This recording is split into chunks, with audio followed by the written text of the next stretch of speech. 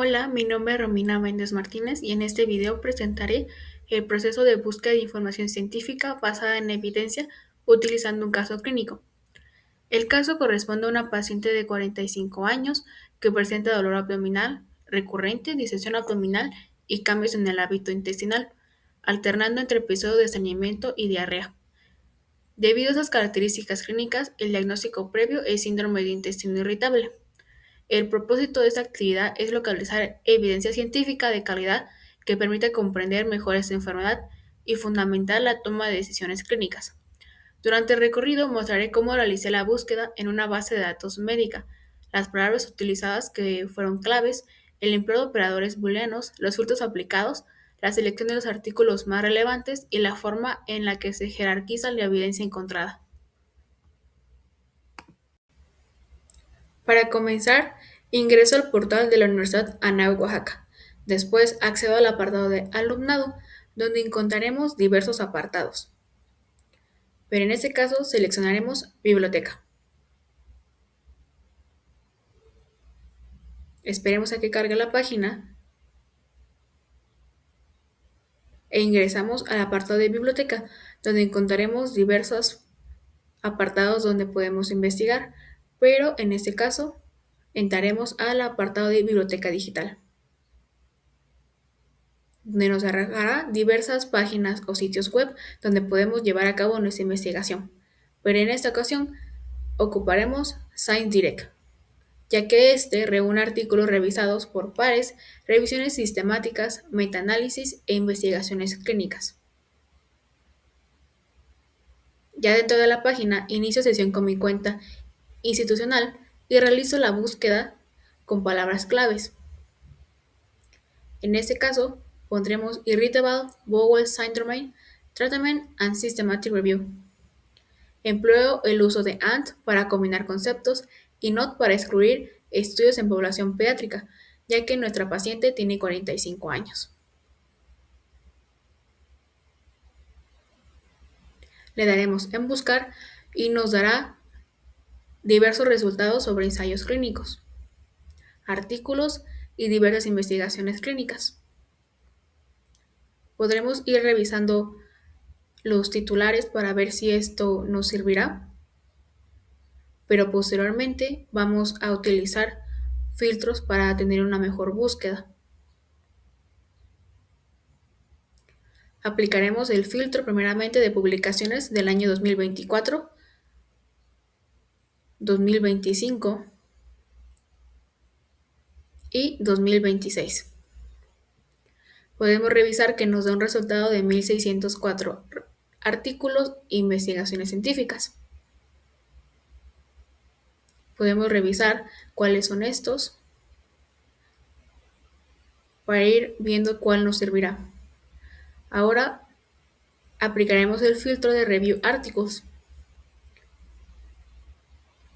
Aquí seleccionaremos 3 artículos, porque en conjunto nos permiten analizar el diagnóstico, el tratamiento y la fisiopatología del síndrome de intestino irritable.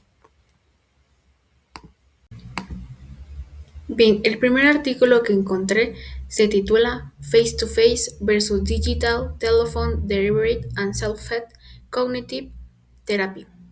Este fue publicado en el año 2026 por Kim Fen Tu y sus colaboradores. Este artículo corresponde a una revisión sistemática con un metaanálisis en el que se analizaron 22 ensayos clínicos de forma aleatoria, que incluyeron a más de 3.000 adultos con diagnóstico de síndrome de intestino irritable. El propósito fue comparar la eficacia de diferentes modalidades de terapia cognitivo-conductual, como la terapia presencial, digital, telefónica y los programas de autoayuda. Los autores realizaron esta investigación porque actualmente existe un gran interés en encontrar tratamientos que sean igual de efectivos que la terapia presencial, pero que sean más accesibles para los pacientes. Esto es importante debido a que muchas personas con un síndrome de intestino irritable presentan dificultades para asistir a las consultas frecuentes o no cuentan con un acceso a especialistas. Los resultados mostraron que todas las modalidades de terapia cognitivo-conductual ofrecieron beneficios muy similares. En la mayoría de los pacientes se observó una disminución del dolor abdominal, una reducción en la gravedad de los síntomas digestivos y una mejor calidad de vida. Además, las terapias tanto digital y telefónicas demostraron ser una buena alternativa para poder ampliar el acceso al tratamiento sin disminuir la eficacia. El estudio también nos explica que esos beneficios pueden relacionarse con el eje cerebro-intestino, ya que el estrés, la ansiedad y diversos factores emocionales influyen en la aparición y la persistencia de los síntomas del síndrome del intestino irritable. Al trabajar con esos aspectos mediante terapia cognitivo-conductual, es posible disminuir la hipersensibilidad visceral y mejorar la forma en la que el paciente percibe y maneja sus síntomas. Sin embargo, los autores nos mencionan que aunque existen algunas limitaciones, los resultados fueron favorables. Hubo diferencias entre los estudios incluidos y todavía se requieren más investigaciones con muestras más grandes y de mejor calidad para poder confirmar los hallazgos. En relación con el caso clínico de la paciente de 45 años con obesidad abdominal y episodios alternantes de diarrea y estreñimiento, este artículo respalda que el tratamiento del síndrome del intestino irritable debe ser integral, es decir, además del tratamiento médico y de las modificaciones en la alimentación y el estilo de vida, también es recomendable considerar intervenciones psicológicas cuando el estrés o los factores emocionales contribuyen al mantenimiento de estos síntomas.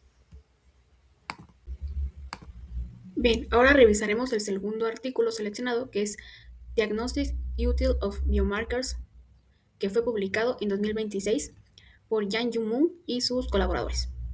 Lo elegí porque analiza la utilidad de diferentes biomarcadores para apoyar el diagnóstico del síndrome de intestino irritable. Se trata de una revisión científica con un metaanálisis, uno de los niveles más altos de evidencias posibles, ya que reúne y compara los resultados de varios estudios publicados. Para realizar esta investigación, los autores analizaron 24 estudios que concluyeron en un total de 9.343 participantes.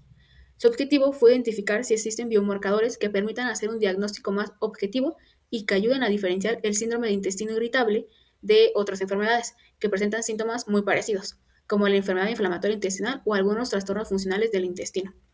Entre los biomarcadores evaluados se encuentran metabolitos urinarios, algunas enzimas presentes en las heces, biomarcadores relacionados con la microbiota intestinal y modelos diagnósticos desarrollados mediante la inteligencia artificial y el aprendizaje automático.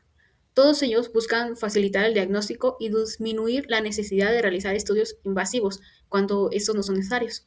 Los resultados mostraron que algunos biomarcadores tuvieron un desempeño prometedor, especialmente los metabolitos urinarios, la actividad de la peptidasa fecal y el modelo RIPS, ya que representa una buena capacidad para poder identificar pacientes con síndrome de intestino irritable. Sin embargo, el rendimiento fue muy variable entre ellos, y todavía no existe suficiente evidencia para recomendar su uso de forma rutinaria en la práctica clínica. Los autores concluyeron que todavía son necesarios estudios con poblaciones más grandes y métodos estandarizados para confirmar que estos biomarcadores son realmente útiles y confiables antes de poder incorporarlos a las guías clínicas. En este artículo es importante para el caso clínico porque la paciente presenta síntomas compatibles con el síndrome del intestino irritable, como episodios de diarrea y estreñimiento. Aunque en el futuro los biomarcadores podrán facilitar el diagnóstico, actualmente este continúa basándose principalmente en la historia clínica, la exploración física, los criterios de Roma y la ausencia de los signos de alarma. Por ello, los biomarcadores se deben considerar como herramientas complementarias y no como sustitutos de una valoración clínica.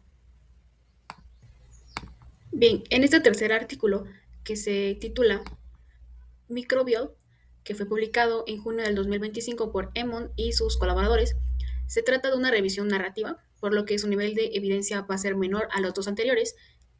Sin embargo, aporta información importante para poder comprender mejor cómo se desarrolla el síndrome del intestino irritable.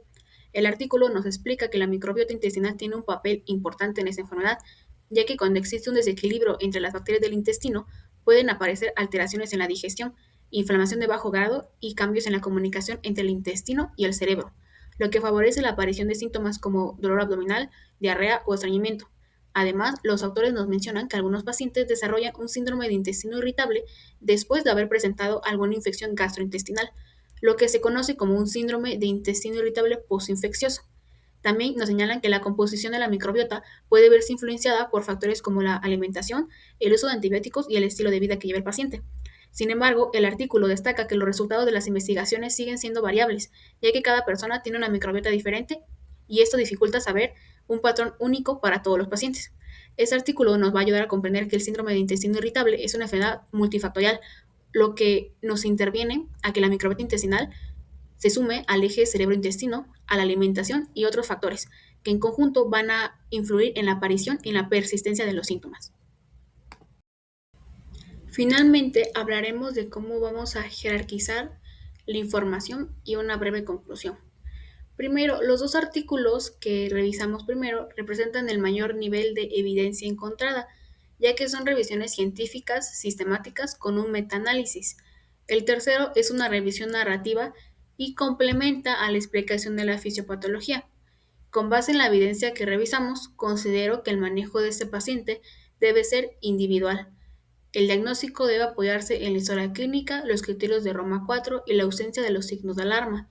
El tratamiento debe incluir educación del paciente, las modificaciones en la alimentación, la identificación de alimentos que sean desencadenantes, el manejo del estrés, la terapia cognitivo-conductual cuando esté indicada, el tratamiento farmacológico según sus síntomas. Aunque la evidencia revisada es de buena calidad, siempre debe interpretarse junto con el juicio clínico y las características de cada paciente. En conclusión, puedo decir que el paciente presenta un cuadro compatible con síndrome de intestino irritable de tipo mixto. La búsqueda en SciDirect permitió seleccionar evidencia relevante sobre el diagnóstico, tratamiento y fisiopatología, confirmando la importancia de integrar la mejor evidencia científica con la valoración clínica individual.